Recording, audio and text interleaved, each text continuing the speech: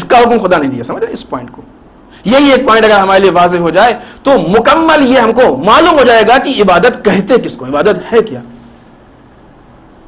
اور آج ہمارے درمیان بہت سارے مسائل اس کے, بہت ساری تراویح چل رہی ہیں. وہ ایک تراویح ہے, کئی تراویح ہیں ہمارے یہاں, ساری تراویح بھی اسی بیس پہ ختم ہوں گی. وہی نماز, وہی قرآن, وہی قیام, وہی قول, سب کچھ وہی. پڑھ لیجئے آپ, عبادت نہیں. شکل نماز ہے, حقیقت نماز نہیں.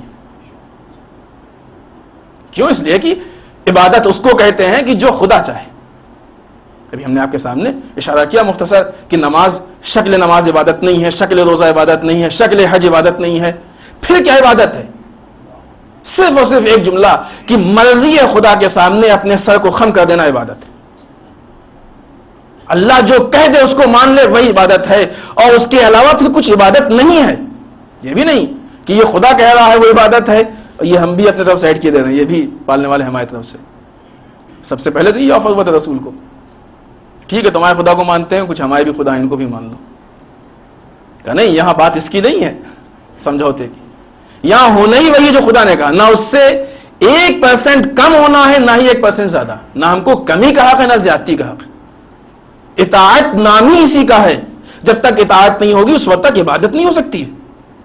اطاعت نام ہی اسی کا ہے کہ جو کچھ کہا جائے مکمل طریقے سے اسی کو, نہ ہم کو اس میں کوئی کم کرنے کی حق حاصل ہے, نہ ہی کچھ زیادہ کرنے کا حق حاصل ہے. ہم نہ اس میں کچھ کم کر سکتے نہ زیادہ کر سکتے. اسی خدا کی مرضی کے مطابق اسی کام کو انجام دے دے تب یہ عبادت ہے. اگر کچھ ہم نے اپنی طرف سے بڑھا دیا تو وہ بھی عبادت نہیں رہی, کچھ گھٹا دیا تو وہ بھی عبادت نہیں رہی. ہم کو حق نہیں حاصل ہے. اور اس چیز کو کہتے ہیں ادخال الدین ما لیس فی الدین, وہ چیز دین میں داخل کرنا جو دین میں تھی ہی نہیں. ابھی نہیں تھی دین میں, داخل کر دی گئی, خلا کوئی داخل کرتا رہے, عبادت نہیں ہے. اور یہ دروازہ رسول کے بعد ہمیشہ ہمیشہ کے لیے بند ہو گیا, ورنہ اگر کھلا ہوتا تو اصل عبادت کھو چکی ہوتی اور ہم لوگوں کی عبادت آ چکی ہوتی. اس لیے کہ وہ عبادت ہے جس میں ہم کو زحمت محسوس ہوتی ہے, اور ہماری وہ عبادت ہوتی جس میں ہم کو آرام محسوس ہوتا ہے. ہم اپنے آرام, آج بھی لوگ کہتے ہیں نا, انہی عبادتوں میں لوگ اپنے آرام کو ڈھونڈتے ہیں. ایسے کہیں تو آرام ہوگا, ایسے کہیں تو اطمینان ہوگا, ایسے کہیں تو سکون. تو اپنے آرام کے حساب سے کرتے عبادت. تو عبادت اس کا نام نہیں ہے کہ ہم خدا کے لیے کچھ بھی کر لیں. نہیں, جو خدا ہم سے چاہے اس کو کریں وہی عبادت ہے, اپنی مرضی سے کچھ نہیں. لہٰذا اب ہم یہ دیکھیں, ہم نے اس کی طرف اشارہ بھی کیا اس سے پہلے, ہمارے پاس قرآن موجود ہے, نہج البلاغہ موجود ہے, ہمارے مراجع کے رسالہ عملیہ موجود ہیں. اس پہ عمل کی ہم کو توفیق نہیں ہوتی. ایک SMS آ گیا, یہ کرنا ہے, اس کو ہم فون کر لیتے ہیں. کیا ہے یہ؟ خدا نے کہا ہے, رسول نے کہا, ٹھیک ہے اگر کوئی حدیث ہوتی ہے, معتبر حدیث ہوتی ہے, عمل کریں, آپ منع نہیں کرتے. لیکن اسی SMS اور میل میں نہ آنے کتنی ایسی چیزیں ہوتی ہیں جن کی کوئی حقیقت نہیں ہوتی ہے, اس کا کوئی بیس نہیں ہے, اتھینٹک بھی نہیں ہے. ایسا نہ ہو کہیں کہ ہم اتنی محنت کر رہے ہوں یہ سوچ کے ہم خدا کی عبادت کر رہے ہیں, اور معلوم ہوا کہ نہ یہ کی عبادت نہیں تھی بلکہ گناہ تھا, معصیت تھی. ہو سکتا ہے کہ نہیں ہو سکتا ہے؟ تو لہٰذا نہ ہی ہم کو عبادت کے دائرے کو بڑا کرنے کا حق ہے اور نہ ہی عبادت کو محدود کرنے کا حق ہے, بلکہ ایک جملے میں عبادت کا مفہوم ہے, وہ یہ کہ جو کچھ خدا ہم سے چاہے اسی کو کر لیں وہی عبادت ہے. جو خدا ہم سے چاہے. آپ کو 2 مثالیں دیں مولا کی سیرت سے تاکہ ہم اس عبادت کی رسمیت سے باہر نکل سکیں. ہم اپنے رسومات کو عبادت سمجھتے نہیں, اس رسمیت سے ہم باہر نکل سکیں, ہم یہ سمجھ سکیں کہ عبادت کس کو کہتے ہیں. آپ نے بارہا سنا ہوگا, ہمیں پورا واقعہ نہیں پیش کرنا, صرف اشارہ کرنا. شب ہجرت ہم نماز کو عبادت کہتے ہیں. کوئی اگر پڑھتے ہوئے نمازی کو نماز سے روک دے تو کیا کہیں گے؟ یہ شیطان ہے, نعوذ باللہ, استغفر اللہ. اس لیے کہ جو آگے بات پیش کرنی ہے, شب ہجرت رسول مولا سے کیا چاہتے ہیں؟ یا علی, آج کی شب آپ ہمارے بستر پہ سو جائیے. راتوں کو جاگ جاگ کے نماز پڑھنے والا رسول اس کو نماز سے روک کے اپنے بستر پہ سلا رہے ہیں, وہ بھی سو رہا ہے.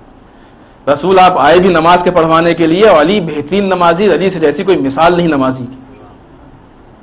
کہہ دیجیے یا علی، کہہ دیجیے آپ کہ رسول ہم چاہتے ہیں کہ راتوں کو جاگ کے نماز پڑھیں، لیکن نہیں، صرف اتنا جاننا چاہتے ہیں کہ مرضی خدا کس میں. کل تک راتوں میں جاگ کے مصلی عبادت پہ کھڑے ہونے میں مرضی خدا تھی، آج بستر رسول پہ آرام سے لیٹ کے سونے میں مرضی خدا.